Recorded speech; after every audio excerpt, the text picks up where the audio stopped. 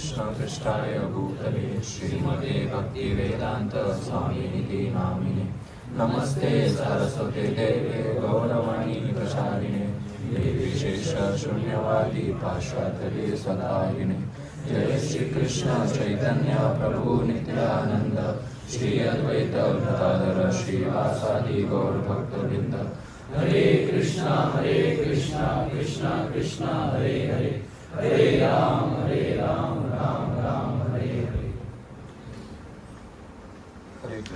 हरे कृष्णा। तो हम श्रीमद् भागवतम का 10वां स्कंद कर रहे थे, कृष्ण कथा। तो पिछली बार हमने कृष्ण के जन्म के बारे में कथा करी, किस प्रकार तो पहले देवी देवता गण सब जो है गौलोक गए थे भगवान को प्रार्थना करने के लिए कि कृपया आप पृथ्वी पर आइए और हमारी रक्षा करिए। फिर भगवान किस प्रकार जो है देवकी और वसुदेव से भगवान ने अवतार लिया मथुरा में। फिर वहाँ से वे जो है गोकुल उनको लेके गए नंद बाबा के वहाँ, और फिर अनेकों जो है राक्षसों का हमला हुआ वहाँ पर, जैसे कि पूतना हो गए, शकटासुर, तृणावर्तासुर, इस प्रकार जो बहुत सारे असुर है उनका हमला हुआ। फिर एक दिन गर्ग मुनि आए वृंदावन में। गर्ग मुनि को जो है वसुदेव ने भेजा था, कृष्ण के जो पिताजी है वसुदेव, उनके फैमिली प्रीस्ट है गर्ग मुनि। तो उनको भेजा गया था कि कृष्ण का और बलराम का जो है आप नामकरण करिए। अभी जो कृष्ण बलराम का नामकरण करना था ये प्राइवेटली करना था, ताकि कंस को खबर न पहुँचे कि कोई बच्चे हैं या फिर यहाँ पर ये भगवान हैं साक्षात आए हैं, ये खबर नहीं पहुँचनी चाहिए। तो उनका नामकरण जो है गौशाला में किया गया, जहाँ पर गायों को रखा जाता था। वहाँ पर नंद यशोदा आए कृष्ण बलराम को लेकर, और गर्ग मुनि वहाँ पर आए। भगवान को नहलाया गया, बहुत सुंदर वस्त्र पहनाए गए, और गर्ग मुनि ने सबसे पहले बलराम जी का नामकरण किया। गर्ग मुनि ने कहा क्योंकि ये देवकी के कोख से जो है रोहिणी के कोख में ट्रांसफ़र किया गया था योगमाया देवी शक्ति से, इसलिए इनका नाम होगा संकर्षण। और क्योंकि ये सब वृंदावन वासियों को बहुत आनंद पहुंचाएंगे, इसलिए इनका नाम होगा राम यानी बलराम। और ये बहुत शक्तिशाली होंगे, फिजिकली बहुत पावरफुल होंगे, इसलिए इनका नाम होगा बलदेव। तो इस प्रकार जो है बहुत नाम दिए गए बलराम को। फिर कृष्ण की बारी आई, तब गर्ग मुनि कहते हैं कि इसका कोई एक नाम नहीं है, ये जैसे जैसे लीलाएं करेगा वैसे वैसे इसका नाम आ जाएगा। गोपीनाथ, मदन मोहन, श्याम सुंदर, हाँ और नाम बोलो भगवान के, क्या क्या नाम पता है आपको कृष्ण के? माखन चोर, माखन चोर आएंगे तो माखन चोर आएगा। रास बिहारी, रास लीला करने वाले, मुरलीधर, कुशल बिहारी, मधुसूदन, नंद नंदलाल, यशोदा नंदन, हाँ राधा रमन, वेरी गुड। तो भगवान जैसे जैसे लीलाएं करेंगे वैसे वैसे इनके नाम आ जाएंगे। परंतु सब नामों में सबसे प्रोमिनेंट जो नाम होगा इनका वो होगा कृष्ण। क्यों कृष्ण? कृष्णा नहीं, कृष्ण, भगवान का नाम है कृष्ण। क्यों कृष्ण नाम होगा? क्योंकि ये सबको अपनी ओर आकर्षित करेंगे। कृष्ण का अर्थ ही है सर्व आकर्षक, यानी हर जीव को, भौतिक संसार को आकर्षक करने वाले व्यक्ति जो है वो कृष्ण है, सबको आकर्षित कर सकते हैं। तो इनका प्रोमिनेंट नाम होगा कृष्ण। ठीक है। अब गर्ग मुनि चले गए, जैसे जैसे दिन बीतते गए तो भगवान ने रेंगना शुरू किया। रघुपति उपाध्याय जो चैतन्य महाप्रभु को कहते हैं कि आप सब लोग के इष्ट होंगे, कृष्ण, बलराम, राधा रानी। कृष्ण मेरे इष्ट नहीं है, बलराम मेरे इष्ट नहीं है। मेरे इष्ट, मेरे पूजनीय कौन है पता है? नंद बाबा मेरे इष्ट है, जिनके घर में साक्षात पर ब्रह्म जिसको कहते हैं, परम पुरुषोत्तम भगवान जो है चलना सीख रहे हैं, रेंगना सीख रहे हैं। बोले ऐसे नंद बाबा के चरणों में मेरा कोटि कोटि प्रणाम। परीक्षित महाराज पूछते हैं क्या भाग्य है ये यशोदा और नंद के, ऐसा क्या किया इन्होंने कि इनके घर में भगवान आए हैं, जिसके ऊपर योगी जब कालिया के ऊपर नृत्य कर रहे थे भगवान, तब जो नाग कन्या है वो कृष्ण को पूछती है कि देखो योगी जो है जन्मों जन्मों तक, कहीं युगों युगों तक आपके ऊपर ध्यान लगाते हैं, फिर भी उनको ये मौका नहीं मिलता कि आप अपने चरण का दर्शन भी दो उनको। ब्रह्मा जी ने तो आपके चरण की तो छोड़ो, आपके भक्तों के भक्त भक्त भक्त प्रिय जन, आपके जो भक्तों के भक्त है उनके चरण की रज प्राप्त करने के लिए ब्रह्मा जी स्वयं वृंदावन में अपने 4 मुखों को पर्वत बना के आज भी विराजमान कर रहे हैं। बरसाना में जाएंगे तो बोले आपके दर्शन प्राप्त करने के लिए शिव जी कैलाश छोड़कर आ गए थे। आपके दर्शन प्राप्त करने के लिए आज भी लक्ष्मी देवी वृंदावन के वनों में तपस्या कर रही है। बोले आपके दर्शन प्राप्त करने के लिए, आपका सानिध्य प्राप्त करने के लिए साक्षात नारद जी और शिव जी अपना जो वास्तविक पुरुष तत्व है, जो मेल है, वो तत्व भी छोड़ने के लिए रेडी है। वे गोपी बनने के लिए रेडी है। क्यों? आपका सानिध्य प्राप्त करने के लिए। बोले शिव जी जो है वो गोपेश्वर महादेव बन गए, स्त्री बन गए, गोपी बन गए। यहां पर लोग बहुत सारे हवन कराते हैं, यज्ञ कराते हैं, बहुत चिंता करते हैं कि एक लड़का हो जाए, वंश आगे बढ़ेगा, हमारा पुत्र रत्न प्राप्ति चाहिए। किसी को बेटा होता है, कहते हैं रत्न प्राप्ति हुई है, ऐसा कुछ पुत्र रत्न हुआ है इनके घर, ऐसा बोलते हैं। बोले यहाँ पर तो ये साक्षात परम भगवान है, बड़े बड़े देवी देवता हैं। जो पुरुष है वो अपना पुरुष तत्व तक छोड़ने के लिए तैयार है। भगवान आपके दर्शन प्राप्त करने के लिए, आपका सानिध्य प्राप्त करने के लिए। तो बोले नागकन्या बोलती इतने महान लोग, इतने बड़े बड़े देवी देवता, वे सब कुछ छोड़ रहे हैं आपके दर्शन, आपके भक्तों के चरणों की रज प्राप्त करने के लिए। ये कालिया ने ऐसा क्या किया है जिसके ऊपर आपने चरण ऐसे ही रख दिए? इसने तो उल्टा ब्रजवासियों को पीड़ा पहुंचाई है, फिर भी आपने अपने चरण इस कालिया के सर के ऊपर कैसे रख दिए? How is this possible? कि आपकी लीला तो हमको समझ ही नहीं आ रही है। भगवान बोलते इसकी कोई लायकी नहीं है मेरे चरण प्राप्त करने की। चरण रज तो नहीं, साक्षात भगवान के चरण, इसकी लायकी नहीं है, इसका कोई क्वालिफिकेशन नहीं है, इसके कोई गुण नहीं है, ये डिजर्व भी नहीं करता है मेरे चरण प्राप्त करना। फिर भी इसको चरण पता है क्यों प्राप्त हुए? क्योंकि ये आपका पति है और आप मेरी भक्त है। भक्तों के सानिध्य से इसको मेरे चरण प्राप्त हुए, वरना तो दूर की बात है। जो ब्रजवासियों को पीड़ा पहुंचा उसको मेरे चरण नहीं, पर आप मेरी भक्त हैं, आपकी वजह से इसको भी कृपा प्राप्त हुई है। जो भी असुर आया, भगवान ने किसी असुर को ऐसा नहीं है कि पनिशमेंट देके छोड़ दिया है। आपने शास्त्र पढ़े हैं, आपने कथाएं सुनी हैं, कंस को पनिशमेंट देके छोड़ा, मार दिया। पुतना को पनिशमेंट देके छोड़ा, मार दिया।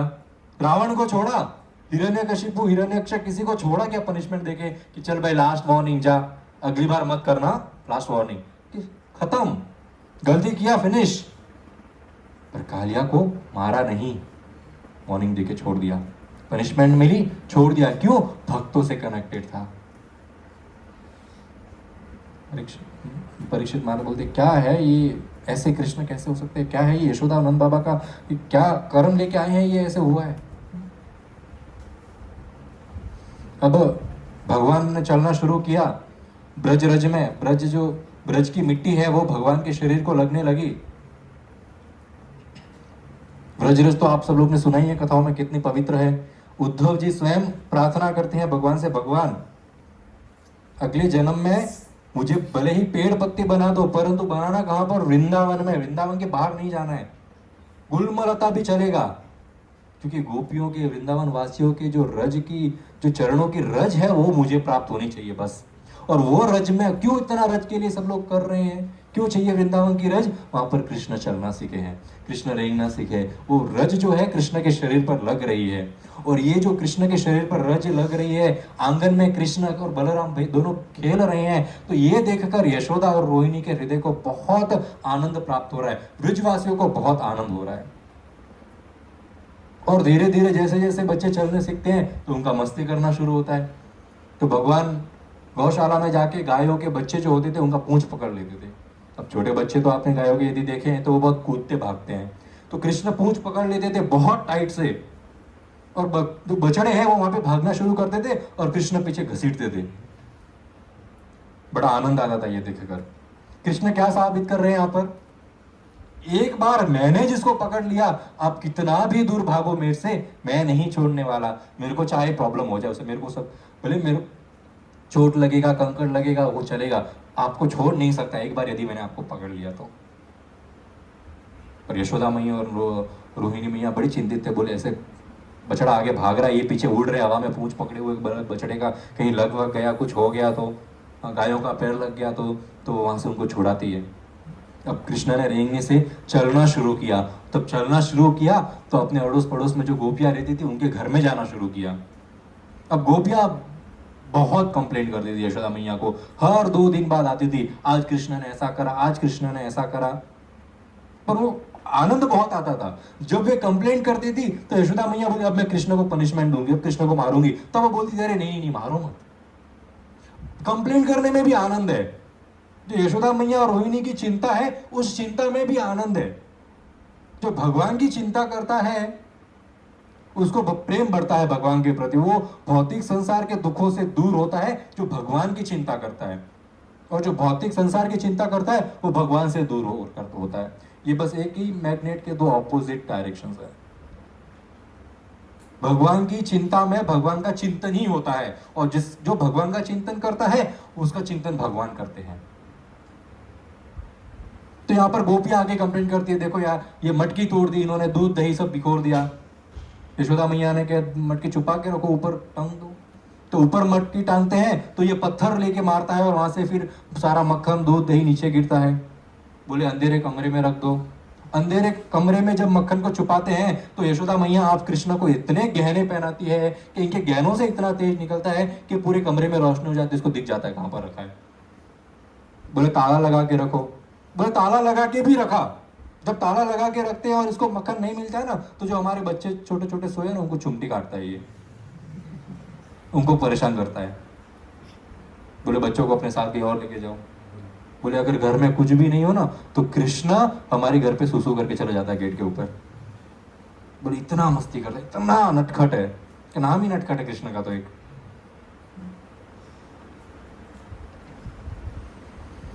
इस प्रकार खेलते खेलते एक दिन कृष्ण ने मिट्टी खाना शुरू कर दिया। बच्चे होते हैं मिट्टी खाते हैं, मुंबई में तो मिट्टी मिलती नहीं है तो बच्चे दीवार का पपड़ी निकाल के खाते हैं। होता है, आपने पता देखा है कि नहीं, बच्चों की आदत होती है। चौक खाते हैं। तो कृष्ण ने मिट्टी खाया तो बलराम जी ने जाके यशोदा मैया को कंप्लेंट किया कि मैया देखो ये मिट्टी खा रहा है। जब मैया आई कृष्ण के पास मिट्टी खा रहा है, बोले तो मिट्टी खा रहा है। कृष्ण बोलते नहीं नहीं नहीं दाऊ जी झूठ बोल रहे हैं। बोले ऐसे कैसे झूठ बोल रहे हैं? बोले हम लोग गेम खेल रहे थे, दाऊ जी हार गए, तभी इनको हारना सहन नहीं हो रहा तो मेरी कंप्लेंट कर रहे हैं। अभी जब तक ये सब हो रहा है तब तक बोले फटाफट मिट्टी तो निकल लेता हूँ जो मुंह के अंदर है, तब तो दिखानी नहीं पड़ेगी, अंदर से क्लियर कर लेते हैं। फिर जब मुंह क्लियर हो जाता तब बोलता मैया मुंह दिखाओ, मुंह खोल के दिखाओ मिट्टी है कि नहीं। बोले दिखा।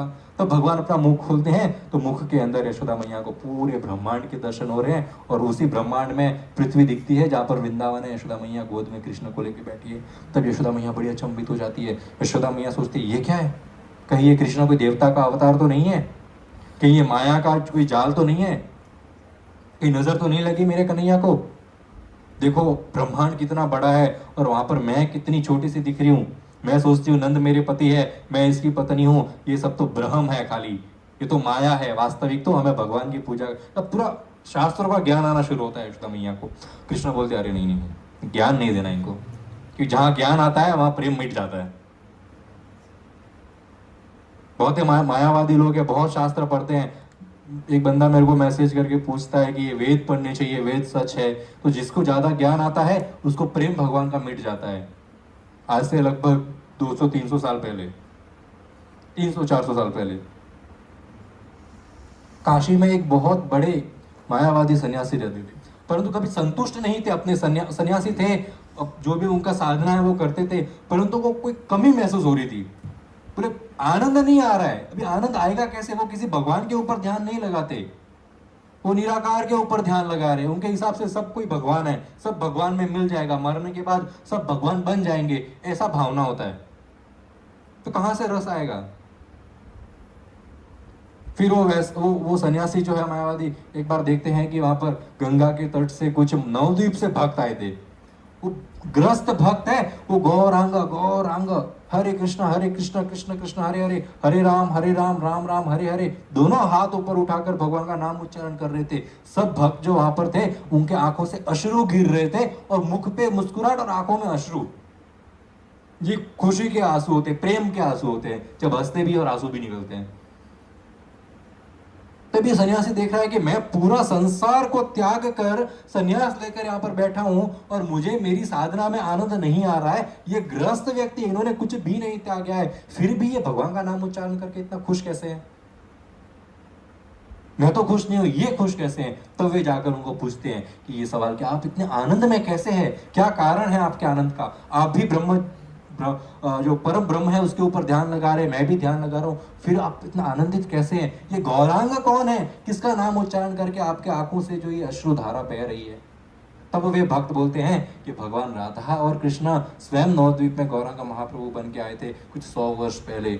उनके कृपा से हमको राधा कृष्ण की भक्ति प्राप्त हुई है, और जो राधा कृष्ण की भक्ति करता है वो सदैव आनंद में रहता है।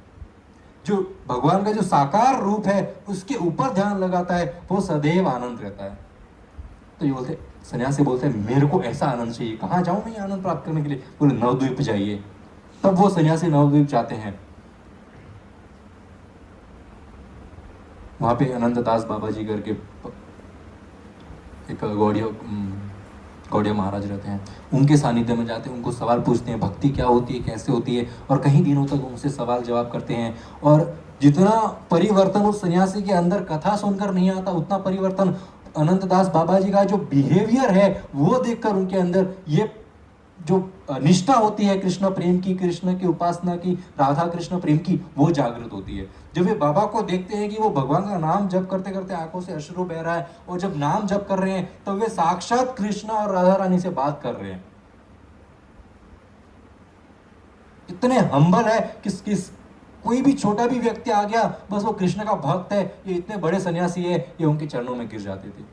जब भी काशी के मायावादी सन्यासी ने देखा, बोले ये वास्तविक आनंद है, ये कृष्ण का प्रेम है, मैं तो अपना समय बर्बाद कर रहा हूँ वहां पर निराकार के ऊपर ध्यान लगाकर। वे सब कुछ अपना सन्यास का जो वस्त्र है वो भी त्याग देते हैं और गौड़ीय भक्त बन के सदैव भगवान का नाम जप करते हैं, और उनका नाम ही पड़ जाता है वैष्णव सेवादास। कितना आनंद है कृष्ण की भक्ति में, कितना आनंद है। तो कभी कभी ज्ञान भी, ज्यादा ज्ञान भी बहुत हानिकारक है। बोले मैं वेद ही पढ़ूंगा, तो कृष्ण ने तो शास्त्र में कहा है कि सभी वेदों का सार ही मैं ही हूं।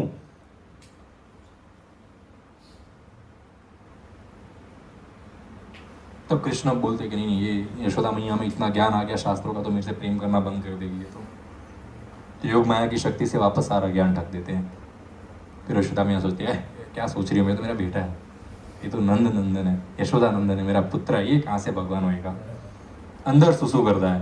पर ब्रह्म भगवान अंदर सुसु करते हैं, चोरी करके खाता है लोगों के घर पे। पर ब्रह्म भगवान किसी के घर पे चोरी करके खाते हैं? खाते हैं, खा रहे हैं। यहाँ पर देखो ना, क्या बोल रहे हैं आप लोग, खाते हैं। वही है जो चोरी करके खाते, वही पर ब्रह्म है, वही कृष्ण है, वही परम पुरुषोत्तम भगवान है। परीक्षित महाराज पूछते हैं सुखदेव गोस्वामी ने कि यशोदा और नंद बाबा के बारे में बताइए, इन लोग कौन है और इन्होंने ऐसा क्या किया है कि इनको कृष्ण का प्रेम प्राप्त हुआ है। तब सुखदेव गोस्वामी बताते हैं कि देखो, दो चीजें बताते हैं। सबसे पहले तो 7 वसु में से एक वसु हुए, उनका नाम हुआ द्रोण, और उनकी पत्नी हुई धरा।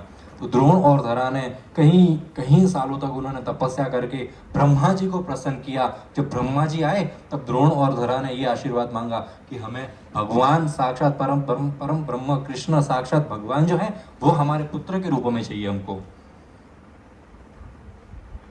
तो यहाँ पर ये सीखने वाली बात है कि जब हम किसी भी देवी देवता के पास जाते हैं, अपने इष्ट के पास जाते हैं, तो वहां पर क्या मांगे जाकर?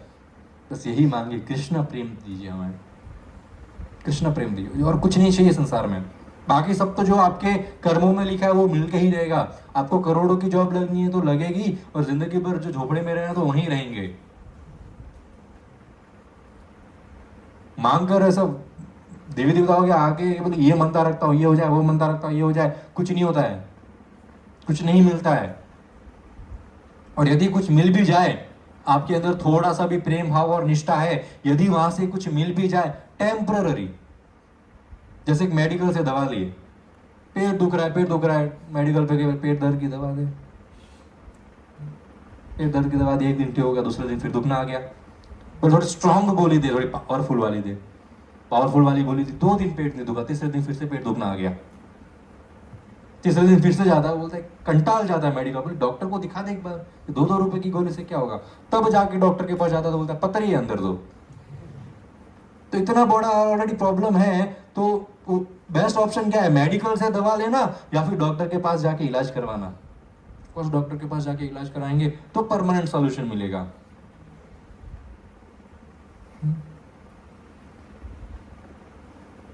तो देवी देवताओं के पास जाते हैं तो उनसे हाथ जोड़कर, सबसे खास तो हम शिव जी के मंदिर जाते हैं, तब वहां पर भरपूर प्रार्थनाएं करिए कि जो आपके इष्ट है उनके प्रति मेरा हृदय बस वहां लगे, उनका प्रेम मेरे हृदय में जागृत हो। इतना ही प्रार्थना शिव जी से करना।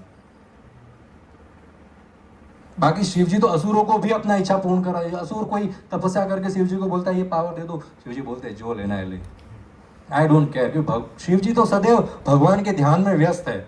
ये तो एक बोलते ना एक ड्यूटी है जो निभानी पड़ती है, मजबूरी है। सभी देवी देवताओं को जो काम दिया गया वो उनको पूरा करना ही पड़ता है। और शिव जी तो साक्षात भगवान के जो शक्त्यावेश अवतार, एक तो गुण अवतार है और भगवान के जो शक्ति है वो उसका मेल रूप है, साक्षात भगवान शिव। वे केवल भगवान के ध्यान में लीन रहते हैं और उसमें ही ध्यान देते हैं। असुर लोगों को तपस्या करनी पड़ती है ताकि देवी देवता खुश होकर उनको आशीर्वाद दे। और प्रचेतास जैसे जो भगवान के भक्त है उनको कोई तपस्या नहीं करना पड़ता है, उनको तो खाली कृष्ण के प्रति, राम के प्रति हृदय में थोड़ा सा प्रेम होता है ना, तो शिव जी सामने से आते बोलते हैं ऐसे कृष्ण मिलेंगे तेरे को। श्रीमद् भागवत में हमने प्रचेतास की कथा करी थी। वे कृष्ण की खोज में जा रहे थे, शिव जी आ गए, बोले ये रास्ते पे जाओ, यहाँ पर कृष्ण की प्राप्ति होगी। तो भक्तों को तो सामने से आशीर्वाद देने आते हैं देवी देवता। तो यहाँ पर ब्रह्मा जी की तपस्या करी तो ब्रह्मा जी ने कहा कि ठीक है, जरूर कृष्ण की प्राप्ति होगी आपको, अगले जन्म में आप बनेंगे यशोदा और नंद। तब ये पहली बात होगी कि उनको कृष्ण की प्राप्ति हुई। दूसरी बात, सुखदेव गोस्वामी बताते हैं कोई तप से, कोई जप से, या फिर ऐसा हम लोग हैं, हमको अगर सेवा प्राप्त करनी है तो हम माला करते हैं, कथा सुनते हैं और सोचते हैं कि काश थोड़ा कृष्ण के प्रति प्रेम हो हृदय में कृष्ण के प्रति। और वो जब तक कथा सुनते हैं, माला करते हैं, तब तक तो हृदय में कृष्ण के प्रति प्रेम होता है। यदि 1-2 बार क्लास नहीं आए, कथा नहीं सुना, 1-2 हफ्ता बीत गया तो प्रेम भी धीरे धीरे मिट जाता है, भक्तों का संग छूट जाता है। मंदिर आना बंद कर दोगे तो वो अभी सुन के जो अच्छा लग रहा है, वो कृष्ण की भक्ति कितनी अच्छी है, पर जैसे ही कथा सुनना बंद कर देते हैं वही कृष्ण की भक्ति गायब हो जाती है। तो हमारा ये कंडीशन है, भौतिक संसार के सारे जीवों का ये कंडीशन है। तो सुखदेव गोस्वामी बताते हैं कि यशोदा और नंद तो कृष्ण के साक्षात एटर्नल पेरेंट्स है, गोलोक धाम से, वहीं से यहाँ पर आए, कोई तपस्या करके नहीं आए हैं कृष्ण को प्राप्त करने के लिए। और वही द्रोण और धरा जो है यशोदा और नंद के शरीर में एंट्री किए और साथ में जो उनका इच्छा था वो भी पूर्ण हो गया। एक ही शरीर में 2 जन, ये यहाँ का सही समझ नहीं सकता। एक ही शरीर में 2 पर्सनालिटीज कैसे रह सकती है? रह सकती है। किसी को देखा है डबल मेंटल पर्सनालिटी डिसऑर्डर होता है? हाँ, स्प्लिट पर्सनालिटी डिसऑर्डर होता है। कभी खुद को कुछ मानता है, कभी खुद को कुछ मानता है, होता वो एक ही व्यक्ति है। तो उसी प्रकार जो ये भगवान का साइंस है, जो हमारे समझ के कहीं परे है, एक ही शरीर में 2 जन वास करते हैं। नंद यशोदा गोलोक से साक्षात कृष्ण के साथ ही यहाँ पर इस भौतिक संसार में आए और उनके ही शरीर में धरा और द्रोण जो है वे एंट्री करके भगवान के जो लीला है उनका लीलाओं का जो है आनंद आस्वादन कर रहे हैं वे।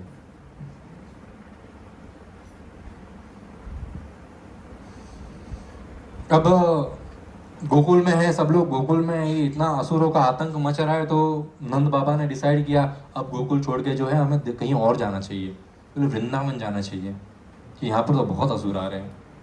इससे पहले गोकुल छोड़े तब एक आखिरी लीला गोकुल में भगवान ने करी वहां पर रहते हुए। कौन सी लीला? दामोदर लीला। आप लोग ने सुनी है दामोदर लीला? किसने नहीं सुनी है हाथ ऊपर करिए। दामोदर लीला किसने नहीं सुनी है? बेझिझक नहीं सुनी है तो नहीं सुनी, उसमें शर्माने की क्या बात है। किसने दामोदर लीला सुनी है? किसने सुनी है पर भूल गए हैं? हाँ, सुनी है पर भूल गए। दामोदर लीला, कार्तिक मास आता है साल में एक बार, दिवाली के समय हम भगवान को दिया ऑफर करते हैं, वो है भगवान की दामोदर लीला। भगवान एक बार रेंगते रेंगते चलते चलते यशोदा मैया के पास आए। यशोदा मैया जो है दही मंथ रही थी, मक्खन निकाल रही थी दही से। तब कृष्ण आते हैं। अब वो कृष्ण इतना रौब जमाते हैं अपने भक्तों पर, मेरा भक्त तो केवल मेरा है, शेयरिंग नहीं होती है वहां पर। हालांकि हमने बचपन से स्कूल में सुना है शेयरिंग इज कैरिंग, पर यहाँ पर शेयरिंग नहीं होती है भगवान के यहाँ पर। मेरा है मतलब मेरा है। तो यशोदा मैया का जो है, यशोदा मैया के पास गए कृष्ण, उनको स्तनपान करना था, दूध पीना था, पर यशोदा मैया तो दही के साथ मंथन कर रही है। तो कृष्ण ने आके जो दही मंथने का जो स्टिक होता है उसको जाके से पकड़ लिया। तो भगवान इंगित करते हैं कि किस प्रकार हम इस भौतिक संसार की लीलाओं में यानी उलझे हुए हैं, परंतु थोड़ा भी प्रेम यदि भगवान के प्रति है तो भगवान इस भौतिक संसार का जो हमारा जन्म मृत्यु का साइकिल है, वो जो रस्सी होती है उसे से झलडक मलडक करते हैं, मंथन करते हैं, तो बार बार गोल गोल गोल गोल घूमता ही रहता है। तो हम भी उसी प्रकार इस भौतिक संसार में गोल गोल गोल जन्म मृत्यु जरा व्याधि की साइकिल में घूम रहे हैं। और एक बार कृष्ण के शरण में आ गए तो उस गोल गोल घूमने वाले डंडे को कृष्ण पकड़ लेते हैं, बोलते अब बस ये आखिरी जन्म है, ये जन्म आपने मेरे को समर्पण कर दिया है, this is your last birth. जो दुख है बस अभी आने वाले हैं, जो पीड़ाएं हैं बस इस जन्म में आने वाली है, ये एक जन्म मेरे को समर्पण कर दिया, इसके बाद केवल शाश्वत काल के लिए खुशी और आनंद ही आनंद है जीवन में, क्योंकि आप मेरे परम धाम गोलोक वृंदावन में आने वाले हैं। और भगवान क्या इंगित कर रहे हैं?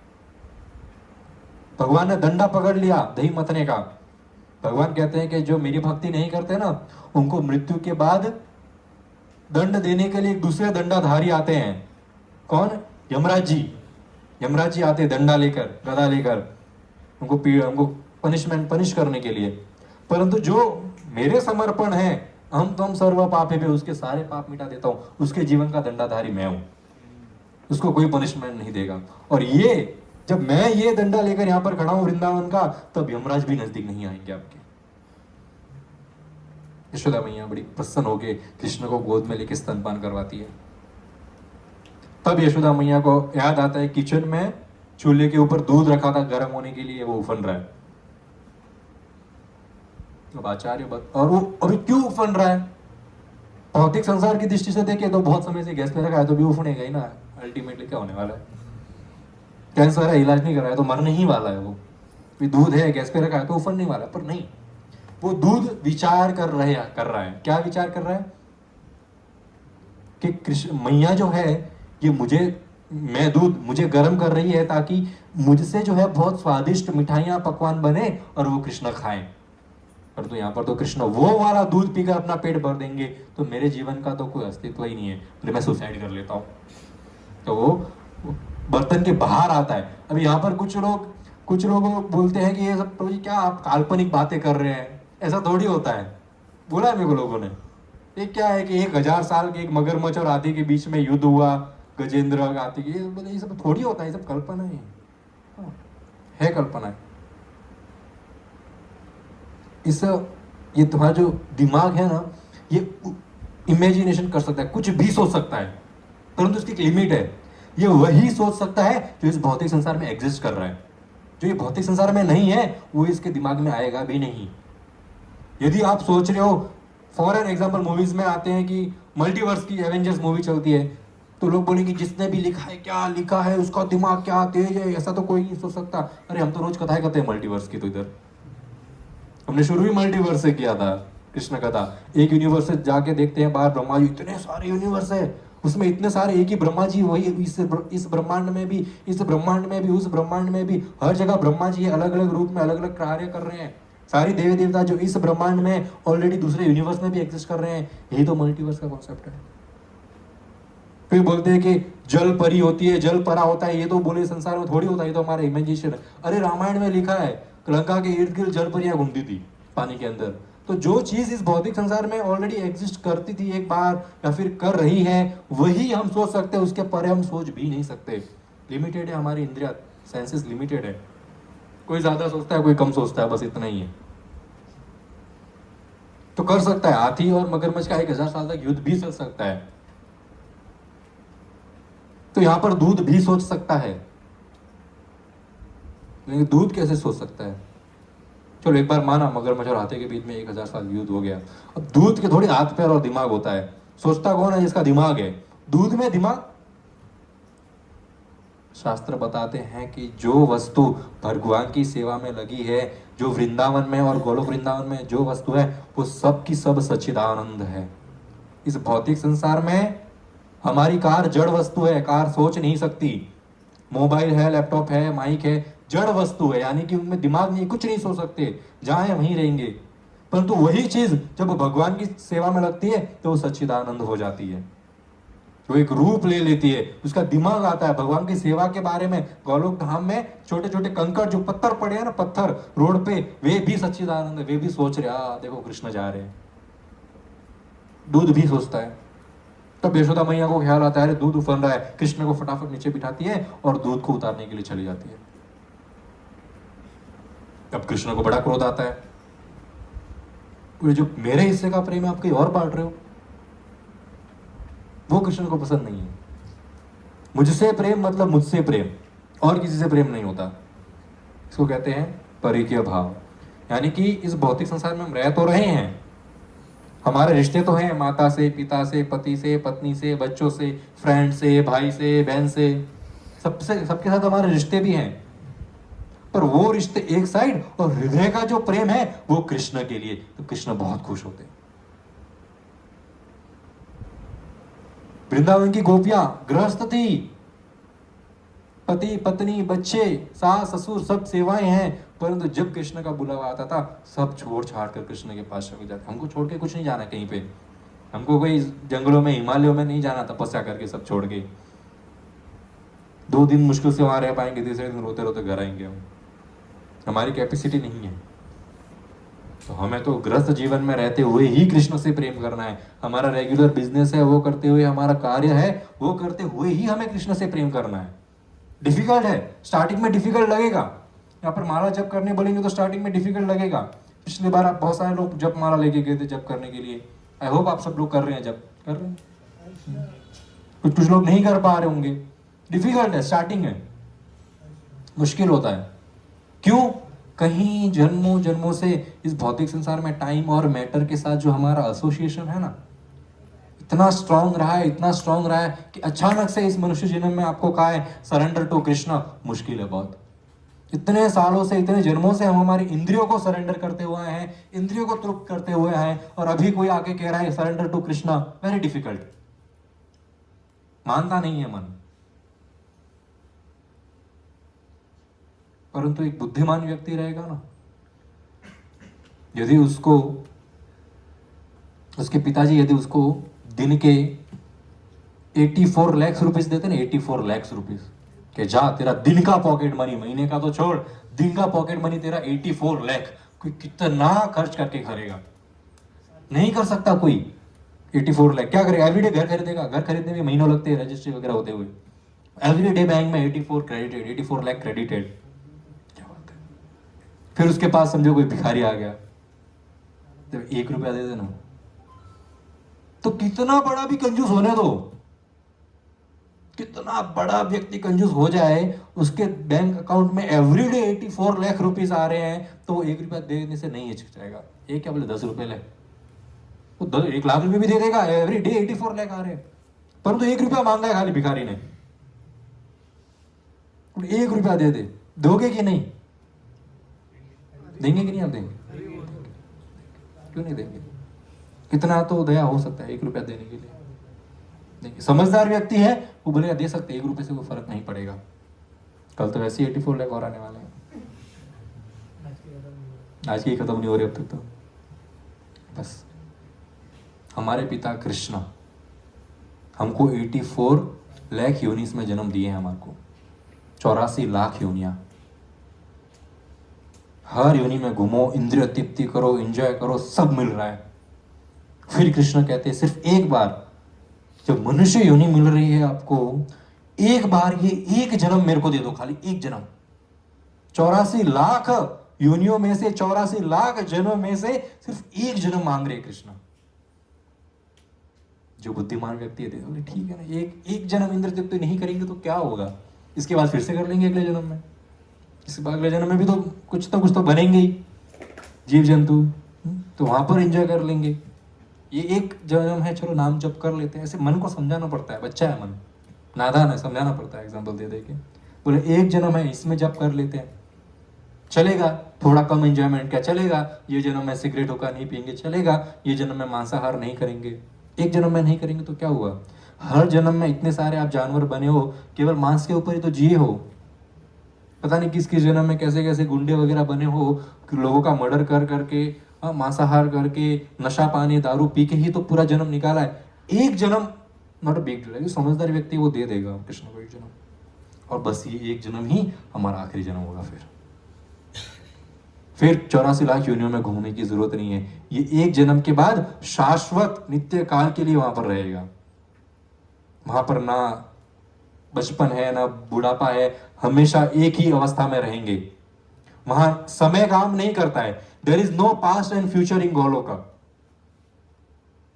वहां केवल प्रेजेंट होता है, ओनली प्रेजेंट, बस आज में जियो और कुछ नहीं। वहां पे धूप नहीं लगती है, ठंड नहीं लगती है, बरसात से हर जगह कीचड़ कीचड़ सा नहीं लगता है। वहां पे कृष्ण के साथ संग करने के लिए जैसा मौसम कृष्ण को चाहिए वैसा मौसम तुरंत वहां हाजिर है।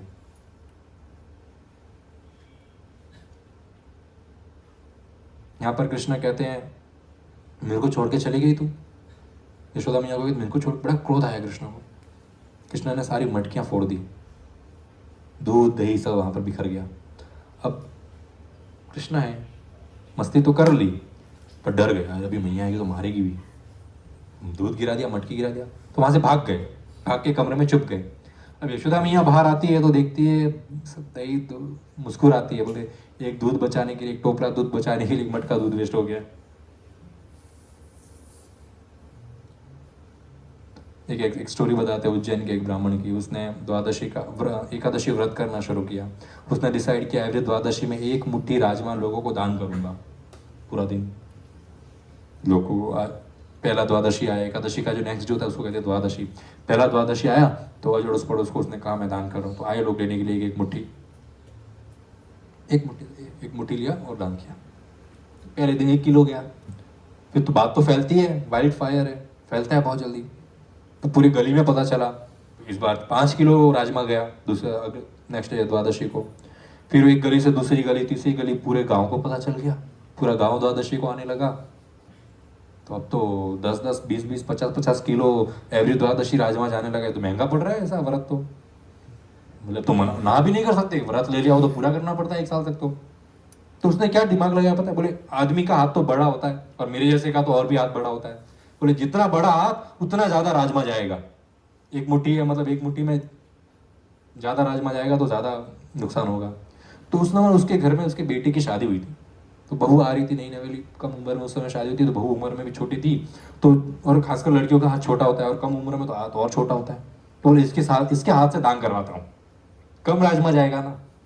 अब एवरी द्वादशी बहू आ गई, बहू दान करेगी। अभी गाँव ने देखा इतनी सुंदर स्त्री दान कर रही है, तो आजू बाजू के 50 गांव में खबर फैल गई।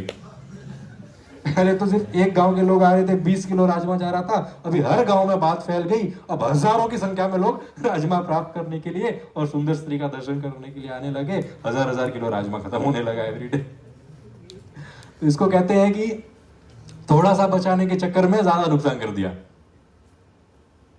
तो यहाँ पर यशोदा मैया ये सोचकर हंस रही थी, थोड़ा सा दूध बचाने के चक्कर में इतना सारा दूध और दही सब वेस्ट हो गया। अब कृष्ण को पकड़ना है, क्रोध भी तो आया, मस्ती करता है। अब कृष्ण को कैसे पकड़ेंगे, कृष्ण तो भाग गए। अब कृष्ण भागे तो दूध दही के ऊपर से भागे ना, तो पद चिन्ह मिल गए, फुटप्रिंट्स मिल गए कृष्ण के, दूध और दही के बने हुए उस कमरे में गए। तो हमको भी कृष्ण को ऐसे प्राप्त करना है, कृष्ण के फुटप्रिंट्स ढूंढने हैं। कहां पर फुटप्रिंट से कृष्ण के, वो फुटप्रिंट मिल गए तो वहां पर हम कृष्ण को पकड़ सकते हैं। और वो फुटप्रिंट कहां मिलते हैं, भगवान के जो शुद्ध भक्त होते हैं ना, उनके हृदय में वो पद चिन्ह लगे हुए होते हैं। जब भगवान के भक्तों को हम फॉलो करते हैं, कृष्ण तक पहुंच जाते हैं। मैया आई, छड़ी लिया हाथ में, देखा कृष्ण क्या करे। अभी कृष्ण कमरे में, अभी देखो शैतानी खत्म नहीं होनी चाहिए, मस्ती नहीं रुकनी चाहिए। दूसरे कमरे में जाके मक्खन निकाला और बंदरों को बुलाया, और बंदरों को मक्खन खिला रहे सबको बैठ बैठ के। और किस पे चढ़े हैं, उखल, जिसके ऊपर मिर्ची वगैरह धान पीटा जाता है ना, उखल। उखल एक साइड से खाली रहता है, दूसरे साइड से भरा हुआ रहता है, फ्लैट। उसको कृष्ण ने उल्टा करा, उसके ऊपर बैठ गए अभी उखल का संस्कृत में अर्थ होता है कि सबसे गिरा हुआ व्यक्ति। खल यानी गिरा हुआ, उखल यानी बहुत गिरा हुआ। और कृष्ण उस सबसे गिरे हुए चीज के ऊपर बैठकर दान कर रहे हैं।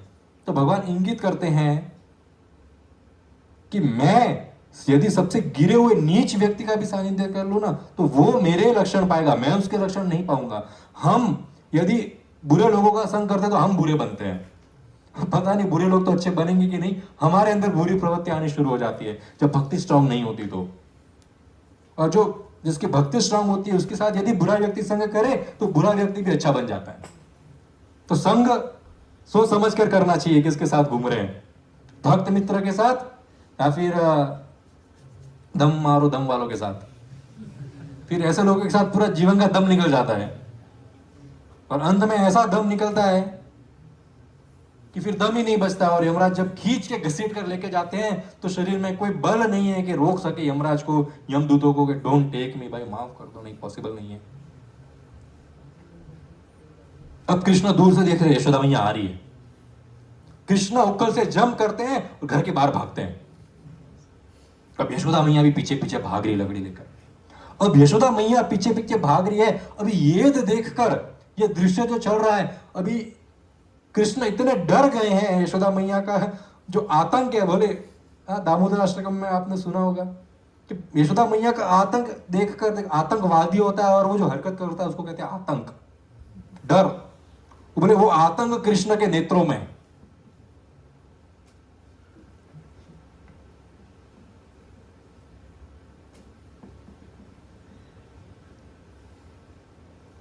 तो जब देवी देवता ये देखते हैं, व्रजवासी ये देखते हैं, हंसते हैं। देवी देवता देखते, बोलो देखो, देवी देवता बोलते हैं देखो इसको देखो। जिस कृष्ण को, जिस परमात्मा को देखकर भय का जो मूर्तिमान स्वरूप है वो भी भयभीत हो जाता है। भय के देवता भी भयभीत हो जाते हैं जब कृष्ण का नाम सुनते हैं। मृत्यु के जो राजा है यमराज, वो अपने आसन से उड़ जाते हैं जब कृष्ण को आते हुए देखते हैं। वही कृष्ण यशोदा के आगे डर के भाग रहे। बड़ा आनंद आ रहा है। क्या इंगित करते हैं? अब यशोदा मियाँ के सर के ऊपर फूल लगे हुए हैं। अब वो फूल विचार कर रहे हैं। देखो फूल विचार कर रहे हैं। क्या विचार कर रहे हैं? देखो, एक तो यशोदा मैया का शरीर इतना भारी है और कृष्ण इतने छोटे छोटे पांव वाले, तो फटाफट भाग जाते हैं। अब यशोदा मैया उनको पकड़ रही है, परंतु ऑलरेडी शरीर भारी है, उसके ऊपर हम फूल सर पे चढ़ के बैठे हैं, हमारा वजन भी देखो कितना ज्यादा होगा। वैसे फूलों का कोई वजन होता नहीं है, परंतु वो विचार कर रहे हैं कि यशोदा मैया की सेवा करेंगे। क्या करेंगे? सर से गिर जाते हैं, थोड़ा तो 5 ग्राम तो वजन कम होगा शरीर से। फ्लावर भी ऐसे विचार कर रहे हैं। और ये लीला से क्या इंगित हो रहा है? जब छड़ी उठाते हैं तब कृष्ण हमारी ओर नहीं देखते। कृष्ण जो है यशोदा मैया की ओर देख नहीं रहे थे, भाग रहे थे। कृष्ण कहते हैं जब भौतिक संसार में लोग मेरे से क्रोधित होते हैं ना, जब मेरी ओर नहीं देखते, मेरा नाम जप नहीं करते, कथा नहीं सुनते, उनकी तरफ भी नहीं देखता हूं मैं। बस हमारे हाथ में छड़ी नहीं है कृष्ण को डराने के लिए, परंतु हमारे हृदय में नफरत ही इतनी है कि कृष्ण देख ही नहीं रहे हमारे ओर। यहां पर कृष्ण भागते हुए रुक गए, अपने आंख हाथों से जो है अपनी आंख मचल रहे हैं, इंगित कर रहे हैं कि देखो आंखों में काजल लगी है तो उसको पूरा गोल गोल कर दिया। देखो तो मैं तो जग का जगन्नाथ हूं, जग का नाथ जगन्नाथ हूं, आप मेरे को मार रही है। मैया बोलती होगा अपने घर पे जगन्नाथ, मक्खन बंदरों में बांट रहा है, सब तोड़ दिया, काहे का जगन्नाथ? कोई जगन्नाथ नहीं है। तो कृष्ण करे तो करे क्या? कृष्ण देखा कि मैया थक गई है अभी, तो कृष्ण रुक गए भागना। मैया ने छड़ी फेंक दी अपने हाथ से, थक गई है तो छड़ी फेंक दी। जब छड़ी फेंकी कृष्ण रुक गए, बोला छड़ी फेंक दी है, अब मारेगी तो नहीं, छड़ी तो है नहीं हाथ में, तो रुक गए कृष्ण। और जैसे कृष्ण रुके, मैया ने हाथ पकड़ लिया।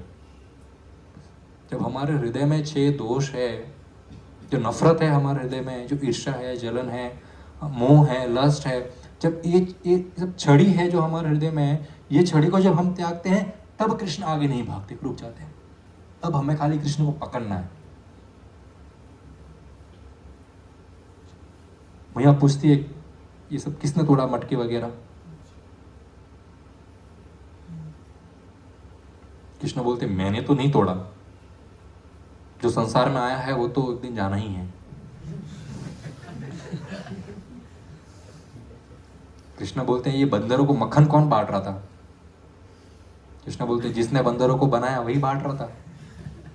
बात तो सही है, बनाया भी कृष्ण नहीं है सबको, बांट भी कृष्ण ही है, झूठ भी नहीं है। कृष्ण बोलते हैं परमात्मा ने बनाया, परमात्मा बांट रहे हैं। तो यशोदा मैया बोलती है चोर कहीं कि तू चोर है, तेरे नंद बाबा के जो वंश है सब चोर ही हो तुम लोग। कृष्ण बोलते नहीं, ऐसा नहीं बोलने का, तेरे ननियाल वाले चोर होंगे, मैं हमारे यहाँ कोई चोर नहीं है, हम सब सज्जन व्यक्ति है। अब मैया क्या करें, तेरे को पनिशमेंट देनी पड़ेगी। अब उखल से कृष्ण को बांध दूंगी। उखल से ही क्यों? पेड़ है, पिलर्स है, किससे भी बांध सकती है, उखल से क्यों बांध रही है? क्योंकि कृष्ण शैतानी किए तो किसका संग किए? उखल का। तो ये पनिशमेंट केवल कृष्ण को नहीं है, उखल को भी है। उखल को भी कृष्ण से बांध दे, तू ही इसका हेल्प कर रहा था ऊपर चढ़ के मक्खन लेने में, दोनों एक दूसरे से बांधने। रस्सी लाया। रस्सी को कहते हैं गुण, संस्कृत में कहते हैं गुण।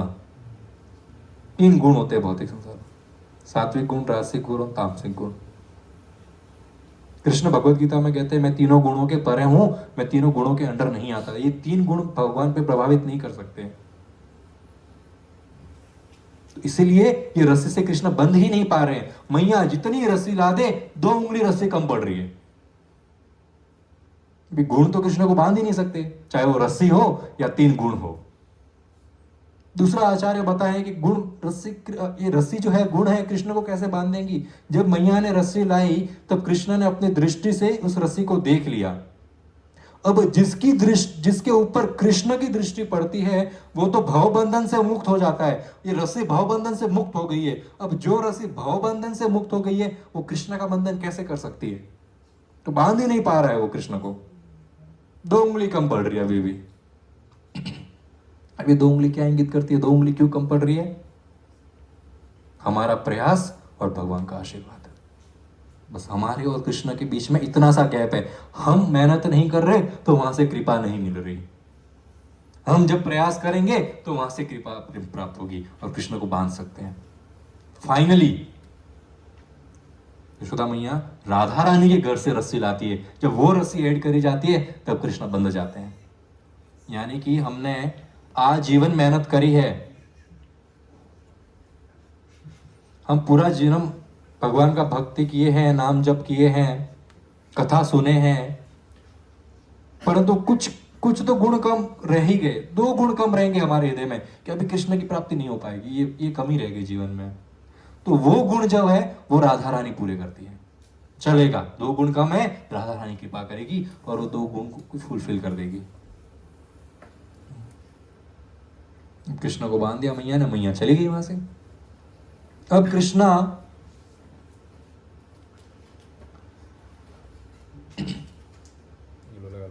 हरे महामंत्र हरे कृष्णा कृष्णा कृष्णा हरे हरे, हरे राम राम राम हरे हरे, हरे कृष्णा कृष्णा कृष्णा हरे हरे, हरे राम राम राम हरे हरे, हरे कृष्णा कृष्णा कृष्णा हरे हरे, हरे राम राम राम हरे हरे, हरे कृष्णा कृष्णा कृष्णा हरे हरे, हरे राम राम राम हरे हरे। अब कृष्ण को बांधकर यशोदा मैया तो चली गई।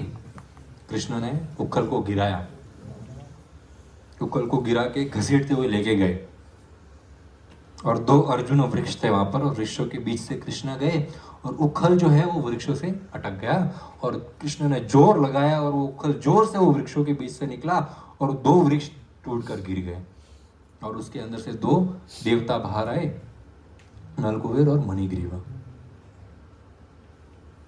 अभी नलकुबेर और मणिग्रीवा कौन है? ये कुबेर के 2 पुत्र है। अब कुबेर की बहुत अच्छी मित्रता फ्रेंडशिप है शिव जी से, इसीलिए ये दोनों जो है बहुत सारी स्त्रियों के साथ जो है कैलाश पर्वत में गंगा के अंदर स्नान करने गए, इंद्र तृप्ति। अब वहां से नारद मुनि गुजर रहे थे। नारद मुनि ने देखा कि ये तो बड़ा अभद्र व्यवहार कर रहे हैं यहाँ पर। स्त्रियों ने तो क्षमा मांगकर वस्त्र पहनकर वहां पर चली गई, परंतु ये दोनों भाई जो है कुबेर के पुत्र, अमीर बाप की बिगड़ी औलाद, तो वस्त्र ढंग से पहने नहीं है, नशे में धुत है और रिस्पेक्ट नहीं किया नारद मुनि का। नारद मुनि को क्रोध आया, दोनों को श्राप दे दिया। बोले वस्त्र नहीं पहने तुम लोग ने, वृक्ष बन जाओ, क्योंकि वृक्ष भी वस्त्र नहीं पहनते। बोले वृक्ष बन जाओ। और जैसे श्राप मिलता है होश आता है, अरे बाप रे बड़ी गलती कर दी। क्षमा मांगते हैं तो नारद मुनि कृपा करते हैं, ठीक है कृष्ण के हाथों से उद्धार होगा तुम्हारा। अब सवाल आता है नारद मुनि वहां पर गए क्यों? वहां पर वो दो देवता जो है इतने स्नेह के साथ वहां पर जल क्रीड़ा कर रहे हैं, तो नारद मुनि को वहां जाने की क्या जरूरत है? अभी देखो प्रॉब्लम क्या होती है मालूम है, नारद मुनि को कोई फर्क नहीं पड़ता इन लोग क्या कर रहे हैं, क्योंकि जो ये स्वर्ग लोक में जो जो लोग बोलते हैं ना स्वर्गवासी, फलाना फलाना स्वर्गवासी, या फिर लोग बहुत मेहनत करते हैं स्वर्ग जाने के लिए, तो स्वर्ग योनि जो है वो इंद्रिय तृप्ति योनि है, इंजॉयमेंट की योनि है। वहां पर यू आर नॉट एक्सपेक्टेड कि आप यहाँ पर भक्ति करके भगवत धाम जाएंगे, वहां पर इंजॉयमेंट करने का पाप नहीं मिलता। यहाँ पर जब हम इंजॉयमेंट करते हैं तो उसका पाप कर्म भी लगता है, वहां पर नहीं लगता है। परंतु मिस्टेक क्या हो गई कि वे धाम कैलाश धाम में पवित्र नदी गंगा में गए थे, और जब व्यक्ति धाम में जाकर अभद्र व्यवहार करता है तब सजा मिलती है। अब दोनों बाहर आ गए, हजारों हजारों वर्षों से वहां पर वृक्ष बने थे, पर कृपा भी देखो नारद मुनि की, वृक्षों में भी उन्होंने कृष्ण की बाल्य रूप की लीलाओं का आस्वादन किया। हाथ जोड़कर खड़े हैं वहां पर, स्तुति कर रहे हैं कृष्ण की, हे कृष्ण ऐसी कृपा करो। अभी देखो दोनों क्या बोल रहे हैं, हमारी लायक ही नहीं है कि कोई भक्तों का संग हमें मिले, नो उसके लायक तो हम है ही नहीं। इतना गलत काम करते हैं हम कि किसी की कथा में जाकर बैठे, वो हमारी लायक ही नहीं है। आप इतनी कृपा करो कि हम सदैव आपके गुणगान गाते रहे, हम हमेशा आपका नाम जप करते रहे, बस यही इच्छा है। अब वापस देव योनि में नहीं जाना है, अब वापस वहां पर कुबेर के पुत्र बन के देवताओं का रूप प्राप्त करके एंजॉय नहीं करना है, अब तो केवल आपके साथ रहना है। फिर कृष्ण आशीर्वाद देते हैं। फिर दोनों नेपाल जाते हैं। नेपाल में है मुक्ति धाम, वहां पर है गंडकी नदी, वहां पर है दामोदर कुंड। वहां पर जाकर दोनों देवता जो है अपने अंत समय तक भगवान का नाम जप करते हैं, भगवान के ऊपर ध्यान लगाते हैं और फिर भगवत धाम को प्राप्त होते हैं। अब आचार्य कहते हैं कि इन देवताओं की मुक्ति किसने करी? किसने करी देवताओं की मुक्ति? कृष्ण ने तो नहीं करी यार, कृष्ण ने तो टच भी नहीं किया था। कृष्ण के भक्त जो पीछे पीछे कृष्ण के चल रहे थे ना उखल, उनकी कृपा से दोनों की मुक्ति हो गई। कभी कभी कृष्ण को तो आने की जरूरत भी नहीं पड़ती है, कृष्ण के भक्तों का यदि स्पर्श हो जाए तो मुक्ति हो जाए, कृष्ण की तो आने की जरूरत भी नहीं है। कृष्ण के जो भक्त होते हैं उनके अंदर इतनी क्षमता होती है कि जो व्यक्ति भवबंधन से बंधा हुआ है उसको मुक्त कर सकते हैं। उखल ने मुक्त कर दिया उसको, पर खुद कृष्ण अभी भी बंधे हुए हैं। अब बैठे आंगन में क्या करें, वेट कर रहे कब पिताजी आएंगे मुक्त करवाएंगे। नंद बाबा आ गए, वहां पर नंद बाबा देखते ये क्या है, किसने बांधा? कृष्ण बोलते मैया ने बांधा है। तो नंद बाबा हंसते हैं, उनको उखल के बंधन से मुक्त करके गोदी में उठाकर अपने घर वापस नंद भवन में लेके जाते हैं। यहाँ पर क्या इंगित हो रहा है, यहाँ पर ये दिखाते यदि माँ, हम सबकी माँ दुर्गा देवी हमारी मैया है, भौतिक संसार रचने वाली, यदि ये मैया हमको भवबंधन में बांध के रखे, तब हमें पिता का आश्रय, परम पुरुषोत्तम जो भगवान श्री कृष्ण हमारे परम पिता, उनका आश्रय रहते हैं, तो भगवान हंसते हुए आते हैं, भव बंधन से मुक्त करवाते हैं और वापस अपने घर भगवत धाम लेके जाते हैं। ये दामोदर लीला से सीखने मिलता है हमको। अब गोकुल में इतने संकट आ रहे थे तो डिसाइड किया भगवान नंद महाराज ने अपने सब साथी थे उनके साथ मिलकर चलो वृंदावन चले जाते हैं, गोकुल से वृंदावन चले जाते हैं। पूरा व्रज भूमि है, उसमें अलग अलग वन है, अलग अलग प्लेसेस है। आप लोग कभी आओ, वृंदावन की यात्रा हमें करनी चाहिए। आप सब लोग अग्री करें तो हम सारे वन में जाकर भगवान ने कौन सी कहाँ लीला करी है वो सब देख सकते हैं। गोकुल में आज भी वो उखल वहां पर रखा हुआ है जिससे कृष्ण को बांधा गया था। एक समय था कि उस समय वो उखल को हम जाके टच कर सकते थे, अपना सर उस उखल पे लगा सकते थे, दंडवत मार सकते थे, तो आशीर्वाद साक्षात उखल को टच करना इतना संभव था उस समय। आज उन्होंने बैरिकेड लगा दिए। जैसे जैसे समय बीत रहा है, हर चीज का जो है सानिध्य प्राप्त करना बहुत दुर्लभ हो जा रहा है। अभी ऐसा है कि लोग कवर करके रखते हैं, यदि कम लोग हैं तो ऊपर का कवर निकाल के आपको टच करने देंगे, बहुत रेयर चांस है।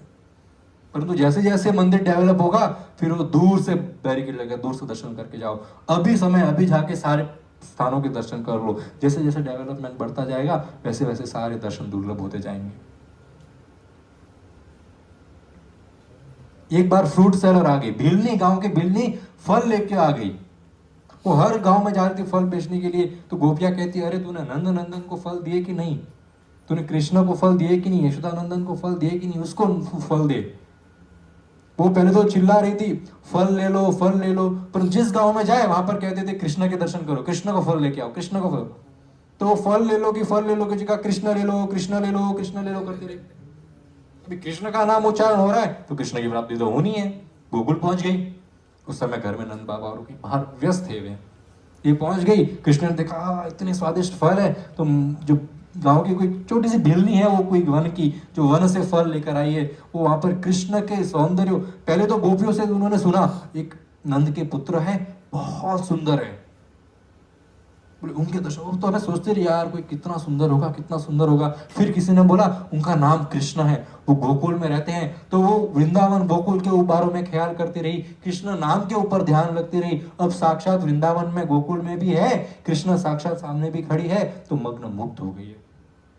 तो उस समय जो है फल लेने हैं तो बदले में धन दिया, ये धान दिया जाता था, धान अनाज।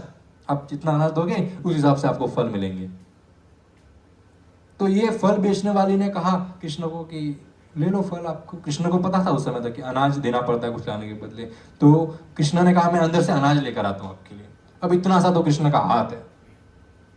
शास्त्र बताते हैं कि पीपल का जो पेड़ होता है ना, पीपल के पेड़ के ऊपर जब नया पत्ता उगता है तो पता है पिंकिश होता है वो, तो कोमल सा इतना सा होता है। उस समान कृष्ण के हाथ और पैर है, इतने सॉफ्ट और इतने नाजुक। वो नाजुक हाथों में कृष्ण जो है एक अनाज भरते अपनी मुट्ठी में, और जब अनाज के कमरे से उस फ्रूट सेलर के पास पहुंचते हैं, जब तक हाथ से एक एक एक एक दाना गिरता जाता है, और वहां पर पहुंचते हाथ खोलते तो 2-3 दाने होते हैं सिर्फ हाथ में। अब वो फल बेचने वाली जो है वो भिलनी कृष्ण से इतनी आकर्षित हो गई थी कि बदले में कुछ चाहिए भी नहीं उसको। वो मैया ने कहा तो तीन दाने फल लेके आए, ये दान लेके आए, 3 दाने दे दे चलेगा, बदले में जितने फल चाहिए ले ले फल ले ले। उन्होंने 3 दाने अपनी फल की टोकरी में रख दिए। टोकरी उठा के घर पहुंच के टोकरी नीचे ली तो 3 दानों की जगह उस टोकरी में भरपूर सोना चांदी जेवरात भरा हुआ था उस टोकरी में। ये कृष्ण का प्रेम है। हम थोड़ा सा कृष्ण को समर्पण करते हैं, कृष्ण उसका कहीं अधिक गुणा लाके वापस देते हैं। ये यहाँ पर वो नहीं है कि 3 महीने में पैसा डबल, फिर वो कंपनी उठ के भाग गई, भीड़ लगी है बाहर, कहाँ गए मेरी अनुराधा यही काम करती थी, सुना वो ऐसा नहीं कर सकती। भौतिक संसार में ऐसा ही करेंगे, हमारे यहाँ तो ऐसा ही होता है, भौतिक संसार में तो ऐसा ही होता है। Don't expect much.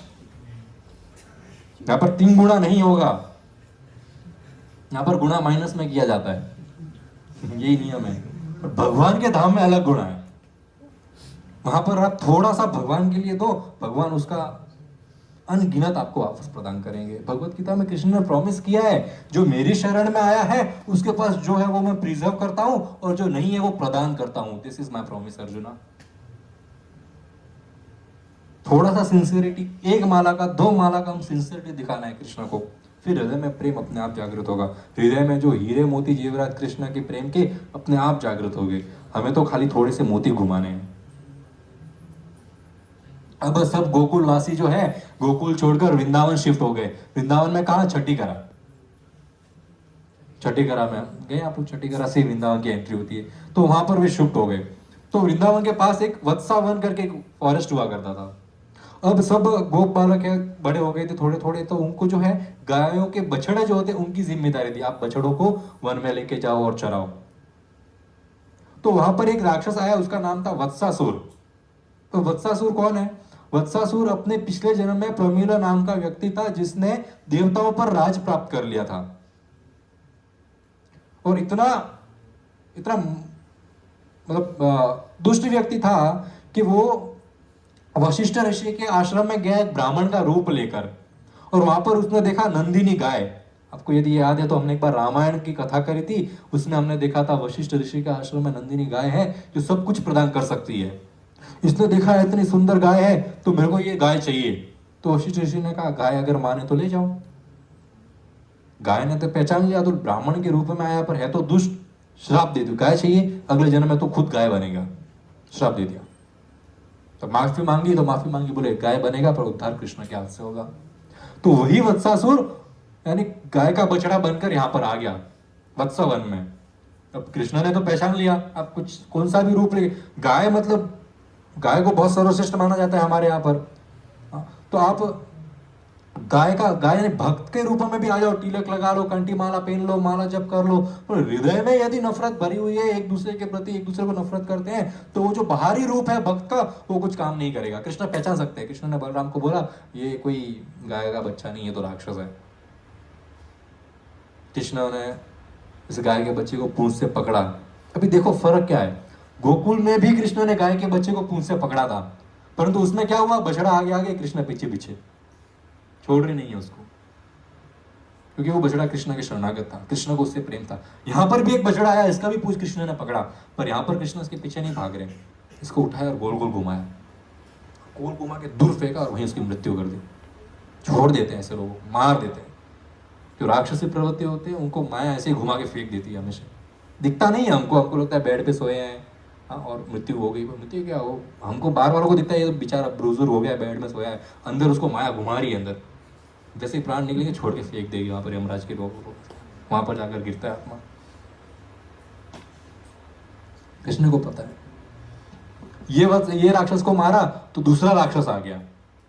क्या हुआ, एक बार सब गोप सखा जो है कृष्ण के साथ यमुना के किनारे पे जल पीने के लिए गए, तो वहां पर एक बकासुर आ गया। बकासुर है क्रेन डीमन। क्रेन पता है आपको, बड़ा सा बगुला ऐसा क्रेन होता है, आप लोग गूगल करना घर जाकर, क्रेन बर्ड है एक, इसको कहते हैं बका और पीछे लग गया सूर, बकासुर।